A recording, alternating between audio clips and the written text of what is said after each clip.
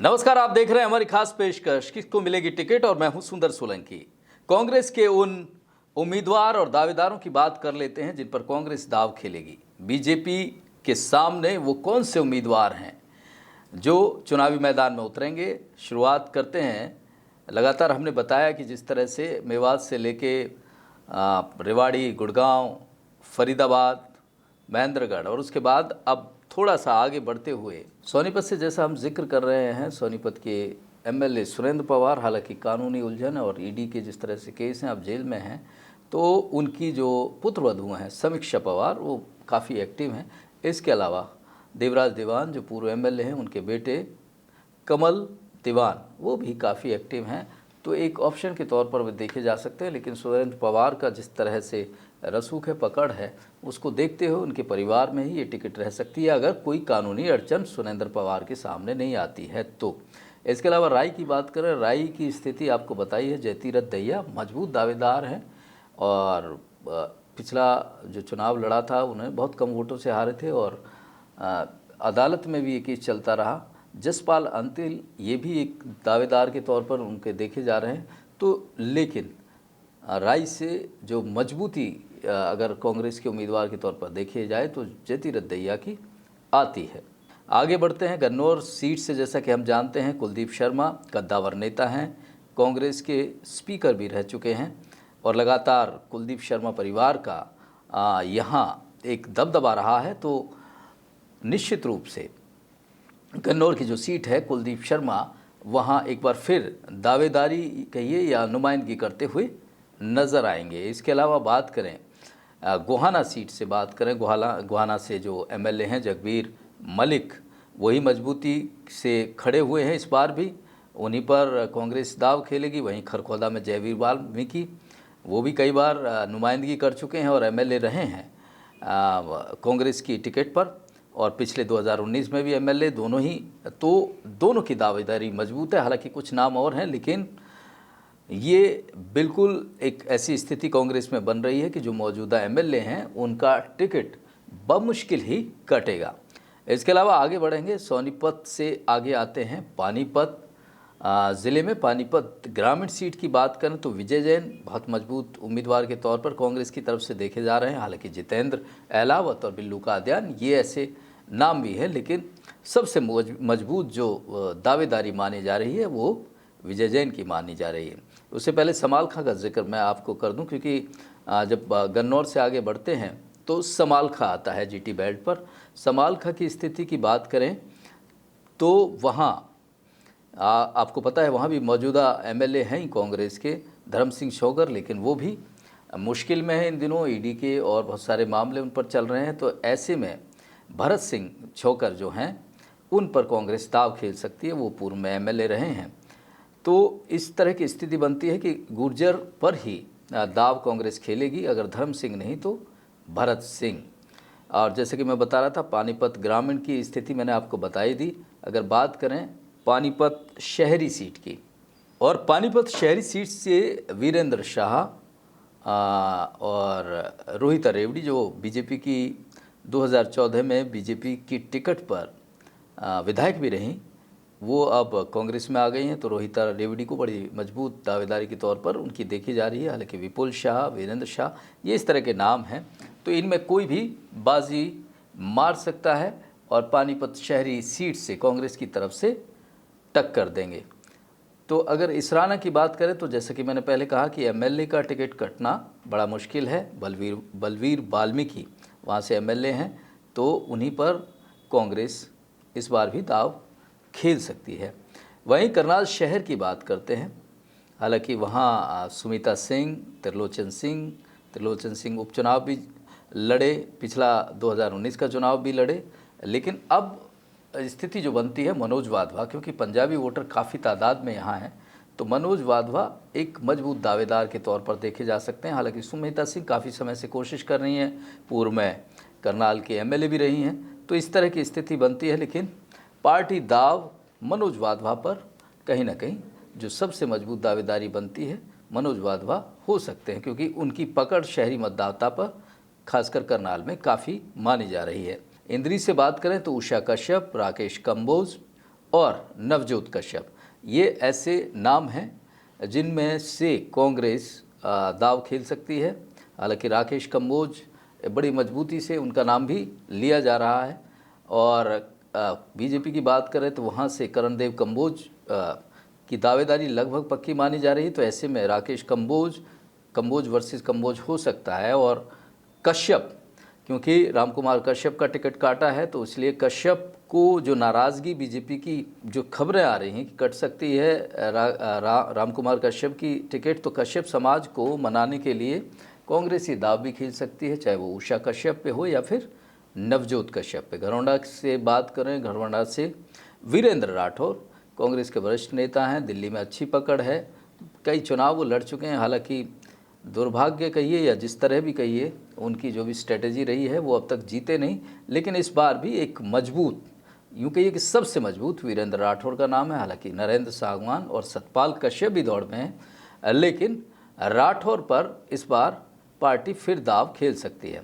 वहीं जिस तरह से असम में शमशेर गोगी का सबसे बड़ा प्लस पॉइंट यही है कि वो मौजूदा विधायक हैं, तो उन पर, और कुमारी शैलजा के नज़दीक है, तो बड़ा मुश्किल रहेगा उनका टिकट कटे।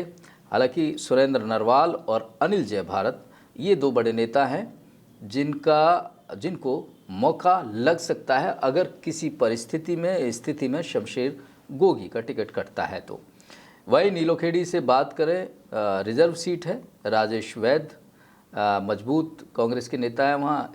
इसके अलावा एक्स-एमएलए धर्मपाल गोंदर जो इंडिपेंडेंट एमएलए थे 2019 में, उन्होंने कांग्रेस ज्वाइन कर ली है, तो उनको कांग्रेस फिर दोबारा मौका दे सकती है।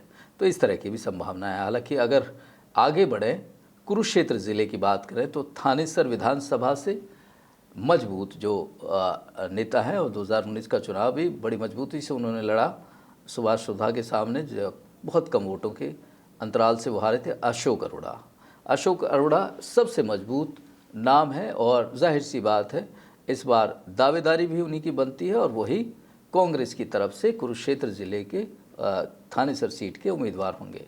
वहीं शाहबाद से एमएलए रामकुमार काला, जिन्होंने अभी पार्टी ज्वाइन की है, कांग्रेस ज्वाइन की है, हालांकि जेजेपी से विधायक रहे रामकुमार काला, इस जो बीजेपी की सरकार थी 2019 पिछली जो सरकार है उसमें चेयरमैन के तौर पे भी काफ़ी समय रहे उन्होंने। उसके बाद चुनाव जिस तरह से इस्तीफ़ा दे दिया था, सरकार के खिलाफ आए थे, तो उसका इनाम उन्हें मिल सकता है। शाहबाद से एमएलए रामकुमार काला हो सकते हैं। हालांकि अनिल धनतोड़ी भी पुराने कांग्रेसी नेता हैं, लेकिन रामकुमार काला इनमें मजबूत दावेदारी रखते हुए नज़र आ रहे हैं। जी हाँ, कुरुक्षेत्र ज़िले की बात कर रहे हैं। अगर लगातार जिस तरह से हमने बताया कि चाहे थानेसर की बात हो, अशोक अरोड़ा वहाँ से होंगे, और जिस तरह से बात करें शाहबाद की हमने बताया, और वहीं पेवा से मंजीत चट्ठा, स्वामी संदीप ओंकार, ये बड़े मजबूत नाम हैं।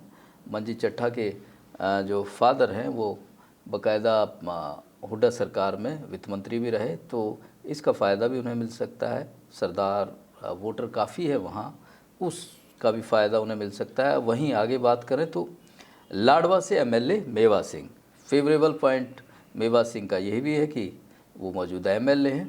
इसके अलावा जाट मतदाता काफ़ी है, और जिस तरह से लाडवा से ये खबरें आ रही हैं कि मुख्यमंत्री नायब सैनी लाडवा से लड़ेंगे, तो जाहिर सी बात है एक बड़ा मजबूत मुकाबला देखने को मिल सकता है। वहीं अम्बाला ज़िले की बात करें तो अम्बाला शहरी सीट से निर्मल सिंह के अलावा एक्स-एमएलए जसवीर सिंह और चेतन प्रताप चौहान, ये ऐसे नाम हैं। अगर निर्मल सिंह की बेटी जो अम्बाला कैंट से चित्रा सरवारा चुनावी मैदान में है, पिछली बार भी चुनाव लड़ी हैं, तो चित्रा सरवारा को लगभग एक मजबूत दावेदार के तौर पर माना जा रहा है। और उनके पिता निर्मल सिंह भी हालांकि बहुत अच्छी पकड़ रखते हैं, लेकिन क्योंकि और काफ़ी विरोध उनका हो सकता है, तो ऐसे में चेतन प्रताप चौहान एआईसीसी में सेक्रेटरी की जिम्मेवारी भी रखते हैं। एक्स-एमएलए जसवीर सिंह हैं, उनका भी अपना दबदबा है, तो इनमें से एक नाम पर दाव निश्चित रूप से कांग्रेस खेलने जा रही है। अम्बाला कैंट का हमने बता दिया कि अनिल विज के सामने चित्रा सरवारा एक बार फिर देखने को मिल सकती है। हालांकि वीनू अग्रवाल का भी नाम है, लेकिन चित्रा सरवारा एक मजबूत कैंडिडेट के तौर पर कांग्रेस की देखी जा रही हैं। उधर यमुनानगर से राजन शर्मा, श्याम सुंदर बत्रा और रमन त्यागी, ये तीनों में से एक नाम निश्चित रूप से कांग्रेस के उम्मीदवार के तौर पर होगा। और जगाधरी की बात करें, जगाधरी क्योंकि बड़ी महत्वपूर्ण सीट है बीजेपी के लिए, वहाँ बीजेपी के जो कैबिनेट मंत्री हैं वो कंवरपाल गुर्जर के सामने अकरम खान हो सकते हैं कांग्रेस के उम्मीदवार, और आदर्श पाल, केपी सिंह जो कि डीजीपी रहे हरियाणा पुलिस के, तो आदर्श पाल सिंह को भी ये जिम्मेवारी दी जा सकती है। 2019 में भी उन्होंने चुनाव लड़ा था कंवरपाल गुर्जर के सामने और बड़ी मजबूती से उन्होंने ये चुनाव लड़ा था एक इंडिपेंडेंट के तौर पर। तो इसमें दावेदारी के तौर पर अकरम खान भी पूर्व डिप्टी स्पीकर रहे हैं, तो उनको भी कहीं ना कहीं मजबूत दावेदार के तौर पर देखा जा रहा था। इनमें दो नाम बड़े महत्वपूर्ण हैं और दोनों में से एक नाम आपको चुनावी मैदान में दिखाई देगा। रादौर से एमएलए बीएल सैनी आपको बता ही चुके हैं कि जिस तरह से अभी मौजूदा एमएलए हैं तो जाहिर सी बात है उनका हक बनता है। सडोरा से यही स्थिति है, रेणु बाला एमएलए हैं, हालांकि राजपाल जो एक्स एमएलए हैं वो भी टिकट की दौड़ में। और एक और बड़ी चीज़ है कि कुमारी शैलजा जिस तरह से बहुत पहले से सांसद बनने से पहले सिरसा से सांसद चुने जाने से पहले भी उनका मन था कि वो चुनाव लड़ें एमएलए का, तो सडोरा से कहीं ना कहीं रेणु बाला बलिदान देकर कुमारी शैलजा को अपना टिकट या अपनी सीट दे सकते हैं, इस तरह की भी बात आ रही है। वहीं पंचकुला का जिक्र करें, चंद्रमोहन बिश्नोई बहुत मजबूत उम्मीदवार के तौर पर देखे जा रहे हैं। हालांकि पवन बंसल जो पूर्व केंद्रीय मंत्री हैं, उनके बेटे मनीष बंसल भी इस दौड़ में लगे हुए हैं कि पंचकुला से उन्हें कांग्रेस की नुमाइंदगी मिल जाए। कालका से एमएलए प्रदीप चौधरी मजबूत नेता हैं और जाहिर सी बात है उन पर पार्टी दाव खेल सकती है। हालांकि मैं नारायणगढ़ जो एमएलए हैं शैली चौधरी, रामकिशन गुर्जर की पत्नी है। रामकिशन गुर्जर जिस तरह से कानूनी उलझनों में हैं उसके चलते वो चुनाव नहीं लड़ पा रहे हैं, तो शैली चौधरी 2019 में भी चुनाव लड़ी हैं। नारायणगढ़ अम्बाला ज़िले की सीट है और ये स्थिति लगभग कांग्रेस के उम्मीदवारों की है जो हाथ के पंजे पर चुनावी मैदान में आपको देखने को मिलेंगे। जी हाँ, तो 25 सीटों के लगभग की स्थिति हमने बताई कि कांग्रेस का कौन उम्मीदवार बीजेपी के सामने लड़ेगा और जो सूखा चल रहा है लगभग 10 साल से कांग्रेस बनवास झेल रही है उसको ख़त्म करने की जिम्मेवारी दी जाएगी। और इस खास पेशकश में किसको मिलेगी टिकट, ये लगातार हमारी जारी है और हमारी कोशिश यही है कि एक सही इन्फॉर्मेशन आपको मिले। हमारे जो सोर्सेस होते हैं बड़े रिलायबल और पूरा प्रयास ये रहता है कि आपको सटीक जो स्थिति होने वाली है उससे पहले आपको पता चले, और इस प्रयास में आपका भरोसा, आपका विश्वास हमेशा हमारे साथ रहे, ऐसी हमारी कामना है। देखते रहिए किसको मिलेगी टिकट। नमस्कार।